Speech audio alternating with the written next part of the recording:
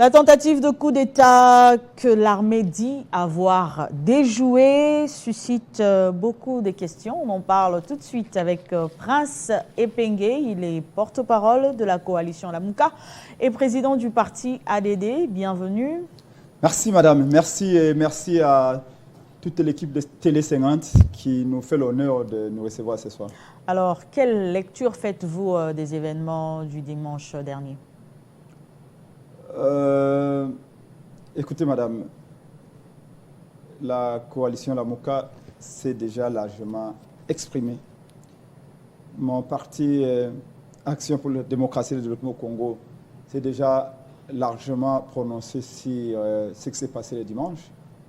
Évidemment que nous sommes profondément républicains, que nous menons un combat juste, un combat loyal, et ceci nous amène à condamner fermement toute tentative de coup d'État, qu'elle soit réelle ou supposée.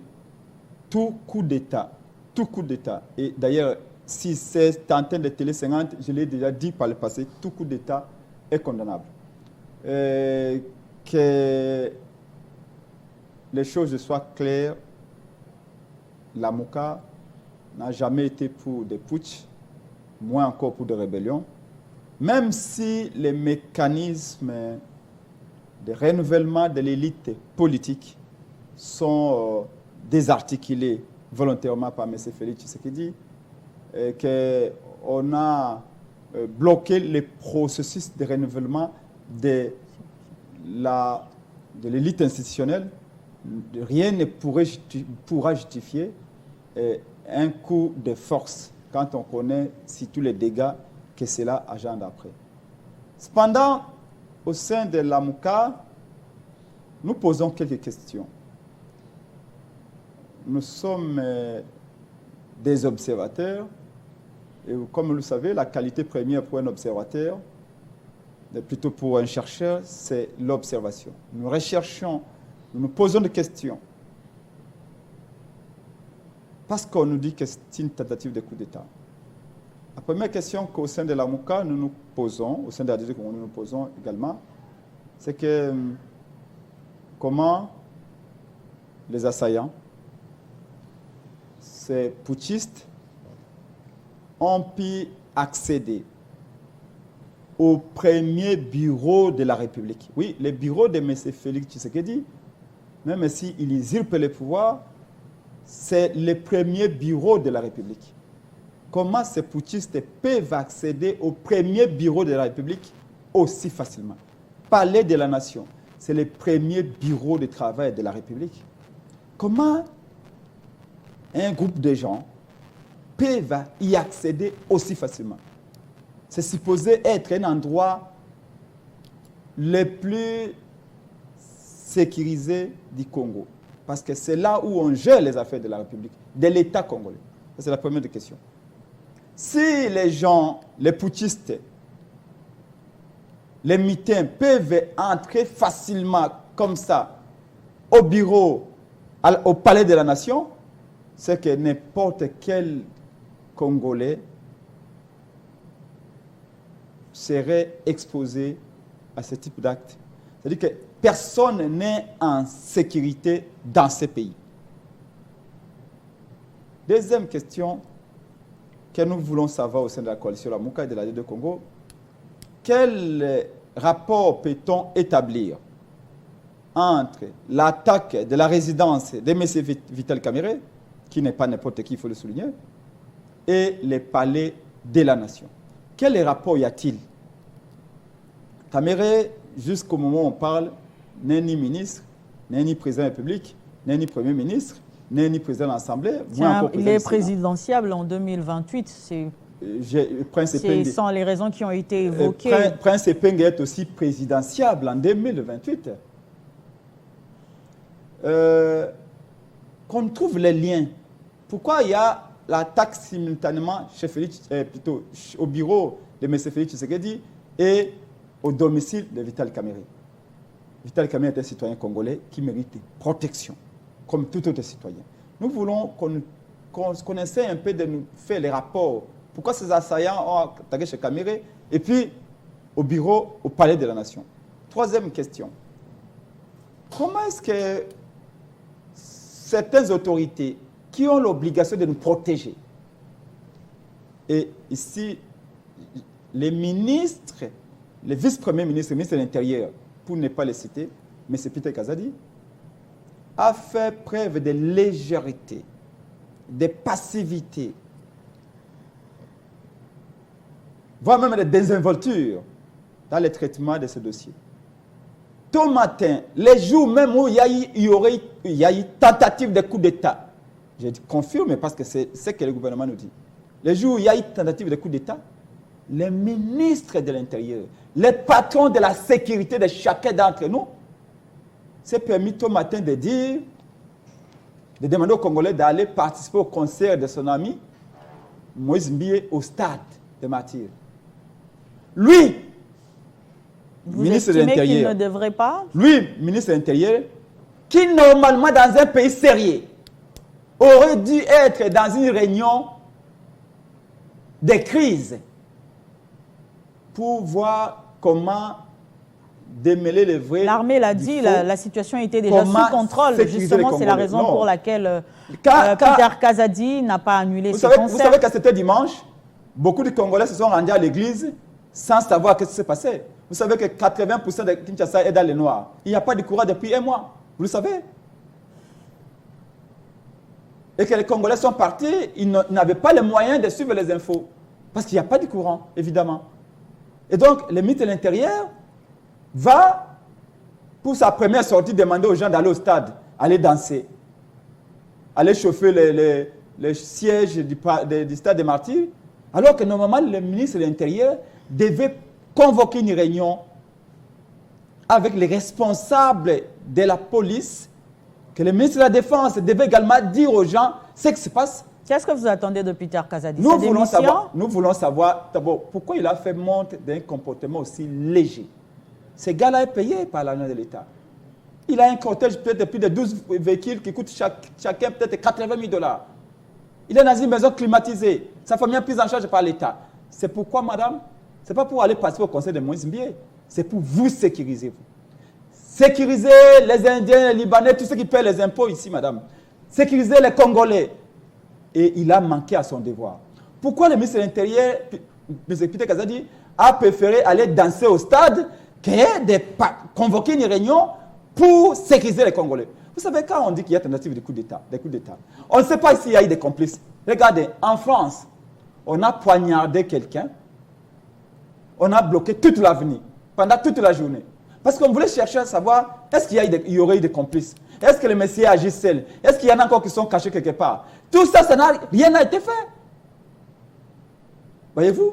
Et donc, troisième question, nous voulons savoir pourquoi les gens de l'Union sacrée, Globaux en général, et mes ministres intérieurs en particulier, ont carrément minimisé la chose, ont fait comme si de rien n'était, en fait, ils ont dit circuler, il n'y a rien à voir. Alors, à votre avis... Et dernière question pour terminer. Nous voulons savoir également la provenance de ces assaillants. Et je l'ai déjà dit aussi, les cibles, parce qu'il y en a deux. Première cible, la résidence évitée Caméré, qui est un père de famille. Présidentiable en 2028. Non, je n'ai pas de présidentiable, parce qu'il peut être aussi présidentiable. Je parle de Vital Kamerhe d'abord. Vital Kamerhe ne peut pas être protégé seulement parce qu'il est présidentiable, non.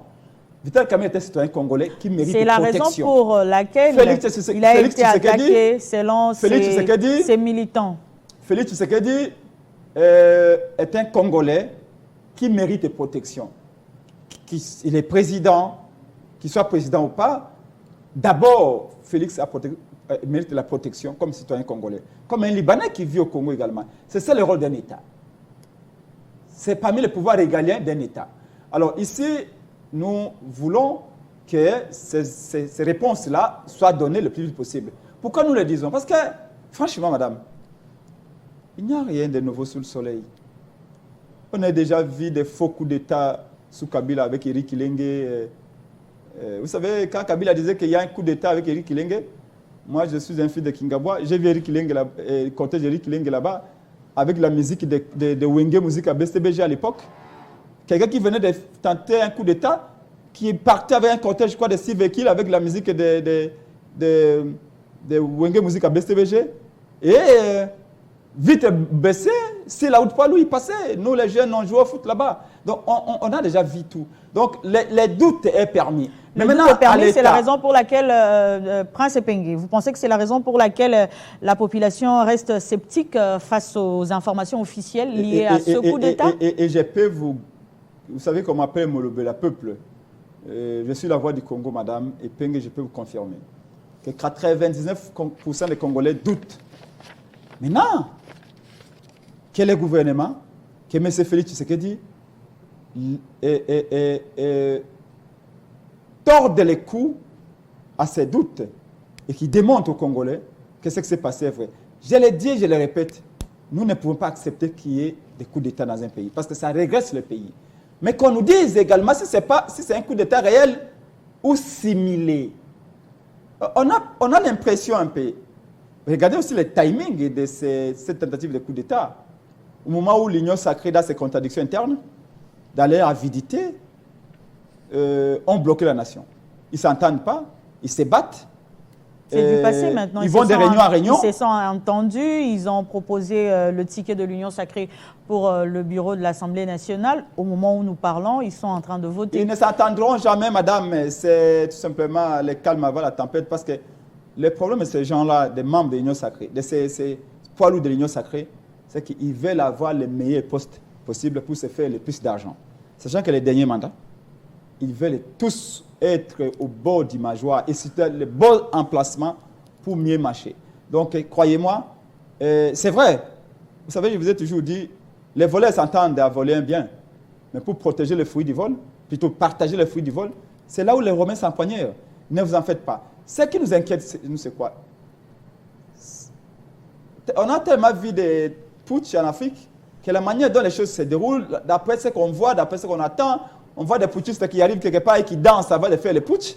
Ça sort un peu de l'ordinaire. Donc, celui qui a un peu de la gigote se demande si, est-ce que ce n'est pas une stratégie, plutôt un stratagème à la Poutine, mais qui a été ficelé par un scénariste amateur. Et les choses se sont passées telles qu'elles se sont passées. Mais ce qui nous inquiète au sein de la Mouka, madame, c'est qu'il y a eu la vie d'un Congolais, citoyen congolais qui a été menacé, M. Vital Kamerhe. On peut dire aussi que, même s'ils sont partis au palais de la Nation la nuit, il y a la vie de notre frère Félix Tshisekedi qui a été menacée. Et nous ne saurons accepter que la vie de Kamerhe ou de Félix Tshisekedi soit menacée. Nous sommes des adversaires politiques. On n'est pas ennemis. On ne saurait concevoir que moi, mon grand frère Félix Tshisekedi, soit tombe avec ces histoires-là. Ce n'est pas possible. Voilà pourquoi nous voulons savoir la vérité. Je ne saurais comprendre que même si Kamerhe était un adversaire politique de la Mouka et que Kamerhe tombe, encore qu'on est parti dans une maison de quelqu'un qui avait sa femme et ses enfants. On ne sait jamais, le pire aurait pu arriver. Mais n'oublions pas que par-dessus tout, il y a des Congolais qui sont morts, il y a des policiers qui sont morts, il y a des Congolais, peu importe. Mais ce sont des vies humaines qui ont été perdues. Et donc, avec le plus grand sérieux, la coalition Lamouka, ADD Congo exige, je suis porte-parole, je porte la parole de mon organisation pour dire, nous voulons la vérité. Voilà pourquoi nous demandons même les concours des États-Unis d'Amérique, qui, d'après les images que nous voyons, il semblait qu'il y aurait un citoyen américain. Il y aurait un citoyen américain. Et comme vous le savez, un Américain n'est jamais jugé à l'étranger, d'après les lois américaines. Un Américain peut tuer partout au monde, il sera jugé chez lui. Et certainement, il rentrera chez lui.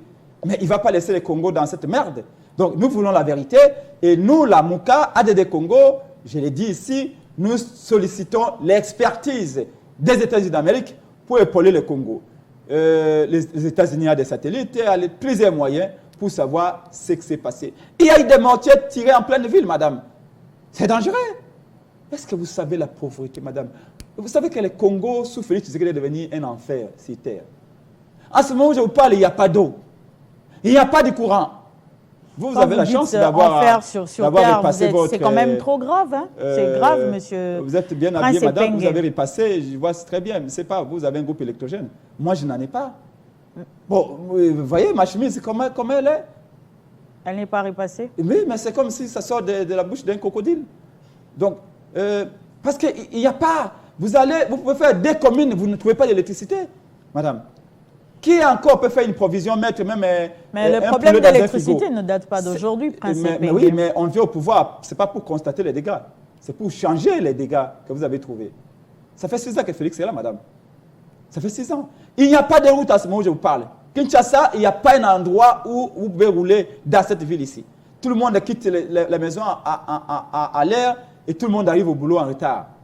Tout le monde dans les arrêts de bus, on rend hommage à notre hymne national. Nous sommes tous debout congolais. Peut-être que ces Madame, problèmes trouveront malgré de 100 solutions. jours, malgré Chilengelou, malgré que ces problèmes trouveront de solutions avec le gouvernement les routes soumis. de Kinshasa n'ont jamais été dans un état de délabrement avancé. Et on a l'impression que l'Union sacrée a boutiqué un scénario à la Poutine pour détourner l'attention des Congolais. Est-ce que vous savez que ça fait 720 jours que Bunagana est sous occupation du Rwanda? Et ils veulent créer la distraction ici. Non seulement que l'Union sacrée bloque la nation tout entière, l'Union sacrée ne paye pas, les fonctionnaires ne sont pas payés. Ceux qui sortent avec des salaires minables de 80, 200 $ déjà ont du mal à boucler les 2 bouts du mois. Et là encore, on veut créer une situation qu'on n'en avait pas besoin. Ce que la MOUCA exige, madame, c'est qu'au lieu de nous amener à des distractions inutiles, M. Félix Tshisekedi avait promis. Aujourd'hui, jusqu'ici, ces promesses les rattrapent maintenant. Non, je vais finir la guerre. Je vais vous donner de l'eau. Je vais vous donner du courant, de l'électricité, de la sécurité. De tout cela, rien du tout. S'agissant de la défaillance de services de renseignement, nous voulons voir la vérité sur cette affaire. Prince Epenge, s'agissant de la défaillance des services de renseignement, comment y remédier? Quelles sont les pistes de solutions que la MOUCA propose? D'abord, pour savoir si les services... Excusez-moi. Vous voulez la vérité, madame? Est-ce que vraiment vous voulez la vérité? Ça n'engage que vous, hein? Non, dites-moi si vous voulez la vérité, que je vous dise la vérité. Les téléspectateurs vous regardent. Je ne peux pas vous dire aujourd'hui, moi, Prince Epenge, que les services de renseignement ont failli. On arrivera à cette conclusion si et seulement si ce n'est pas quelque chose de similé. C'est comme ça, c'est selon plusieurs observateurs. C'est selon plusieurs observateurs. Qu'elle commença par les enquêtes indépendantes, internationales. Je vais volontiers croire à mes services. Epenge a les ambitions de devenir président de ce pays. C'est le même service qui travaillera avec moi. Je ne vais pas douter ici de l'efficacité. Nous voulons que Félix soit bien protégé, parce que c'est notre frère. On a des divergences politiques, et je suis d'accord. Mais ça reste au niveau des divergences politiques. Pas au niveau des faits, des attaques. Si les gens, je vous dis, le pire aurait pu arriver. On n'en serait pas là pour discuter, etc. C'est pourquoi nous qui disons que nous doutons, si bas des éléments que nous avons, c'est pour pousser à ce que demain, pareille chose n'arrive plus. Vous allez me dire, oui, mais les services de renseignement, des MIAP, ANER et autres, encore que beaucoup de services de renseignement ne sont plus là que pour surveiller les opposants que nous sommes. Tous nos appareils sont sur écoute. Mais il faut que c'est ce genre de choses. Je vous ai posé la première question que la MOUCA, je récapitule. Laissez-moi être rabelaisien. Comment ils sont ces gens-là? Mettons, à tout cas, ces 50 personnes, comment peuvent-ils accéder au premier bureau de la République? Parler de la nation, c'est là où Félix travaille. Les gens ne peuvent pas arriver facilement comme ça. C'est pourquoi on parle des défaillances. Ah oui, mais là maintenant, si les enquêtes, on finit les enquêtes, on dit que c'est pas similé, c'est pas inventé, c'est pas un simulacre. Là on dit oui, les services ont failli, et là il faut démettre tout le monde. Mais à ce stade ici, nous encourageons que les enquêtes continuent. Comment en pleine ville, on peut changer des coups de feu comme ça? Et à quel moment? Alors, ce sont des questions, je ne suis pas un expert. Voyez-vous que depuis que je suis là, je n'ai fait que poser des questions. Maintenant, les réponses, nous connaissons des gens qui sont payés. Moi, je ne suis pas payé par l'État. Il y a des gens qui sont payés pour donner des réponses à ces questions. Mais, madame, vous savez, on dit à Lingala, Koko Sanaliwate. Parce que le plus important pour nous, c'est que nous avons choisi un combat démocratique. Félix Tshisekedi, nous combattons ces idées. Ce n'est pas sa personne, ces idées démocratiquement.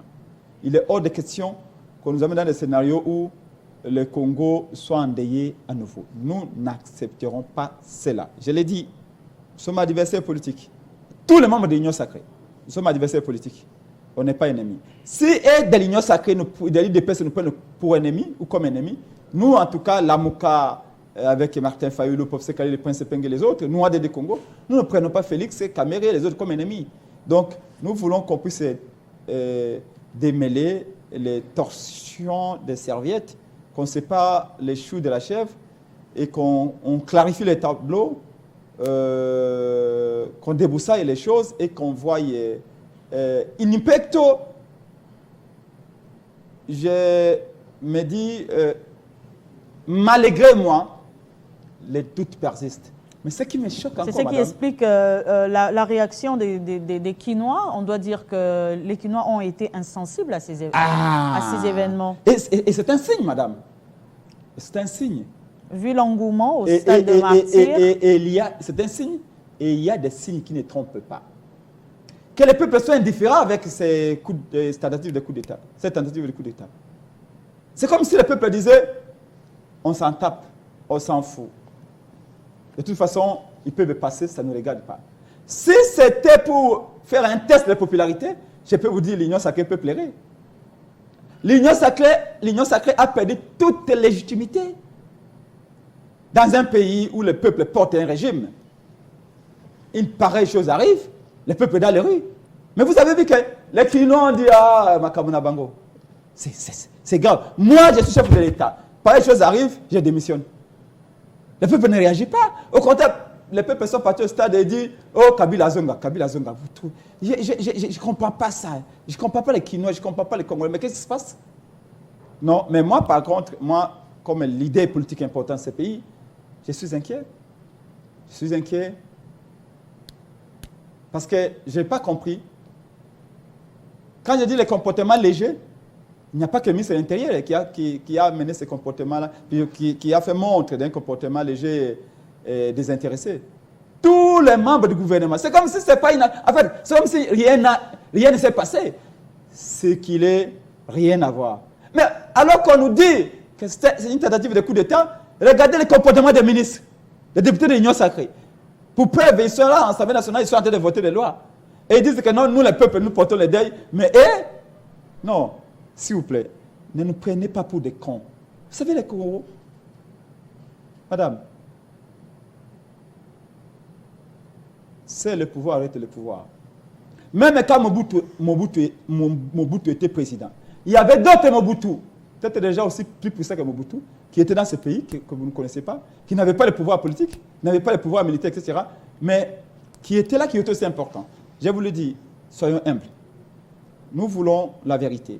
Les peuples ont de souffrir. Sincèrement, la situation Votre sociale, message à la population, la situation sociale, la situation économique, la situation Penge. financière est chaotique.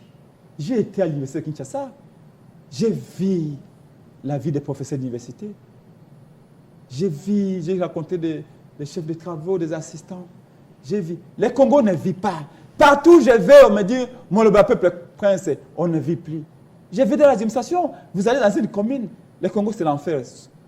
Est-ce que l'Union sacrée peut se concentrer une seule minute? Vous allez trop loin en disant, en comparant le Congo à l'enfer, c'est l'enfer, madame. Je vous dis, au moment où je vous parle ici, il y a des millions de Congolais qui ne sauront pas s'ils vont manger ce soir. Bon, vous êtes payés, vous êtes dans les privés, mais vous savez que rien. Si le public ça ne va pas, le privé aussi est impacté. Je ne sais pas si vous êtes payé en temps. Sous Kabila, les gens savaient que non, bon, déjà les 26, les gens sont payés. Sous Félix Tshisekedi, c'est comme ils disent les Quinois, les Fiko-Fico-Fion. C'est loterie. Les gens savent même plus à quel moment ils sont payés. Partout, allez-y, l'administration publique, allez voir. Les Congolais font ça. Et ça ne va pas dans le pays. Voilà pourquoi le cardinal Ambongo avait dit, créons les conditions pour la cohésion. Créons les conditions pour On a vu des photos du cardinal Ambongo avec le putschiste Christian Malanga? Non, les putschistes ont pris les photos avec tout le monde. Je pense qu'il ne manquait pas les photos avec Félix et avec Martin Fayulu, avec tout ça. C'est pas, moi, je ne vais pas aller à ces détails-là. De toute façon, c'est les enquêtes qui vont démontrer. Et des vraies enquêtes. Parce que celui qui ne sait pas d'où il vient ne saura pas où il va. Si nous, vous savez, toutes les nations que l'on qualifie de grandes aujourd'hui, comme la France, les États-Unis, l'Angleterre et la Chine, ont un profond respect pour le passé, ont un profond respect pour ce qui s'est passé dans le passé. Ils font tout pour savoir tirer les conséquences du passé, faire un examen approfondi, aller dans les veines de l'histoire, tirer les conséquences, noter pour qu'on ne répète pas l'histoire. Si nous ne tirons pas des leçons de ce qui vient de se passer là, demain, ça veut dire que c'est répété et ce n'est pas bon. Et ça, ce n'est pas que le devoir de Félix Tshisekedi. Le devoir de tous ceux qui aiment le Congo, de dire qu'à un moment donné, il faut que ça change. Sous Kabila, on a vu des simulacres de coups d'État. Nous n'allons pas aller dans cette logique-là. Félix est différent, en ce sens que Félix, c'est un Kinois, c'est un Congolais. Il doit prêcher par l'exemple. Il doit gouverner autrement. Demain, peut-être que c'est Prince Epenge qui remplacera Félix au pouvoir. Peut-être que c'est Martin Fayulu qui remplacera Félix au pouvoir. Je ne sais pas ce que c'est Katumbi, mais dans tous les cas, nous voulons que ce type d'histoire ne se passe pas. Si c'est le fils de la République qui gère le pays, on voudrait que les règles démocratiques soient respectées. Même si nous continuons à déplorer le fait qu'on a pris en otage les mécanismes de changement des dirigeants. C'est un motif de frustration qui peut donner plusieurs imaginations à n'importe quel aventurier. On va chuter par là, merci.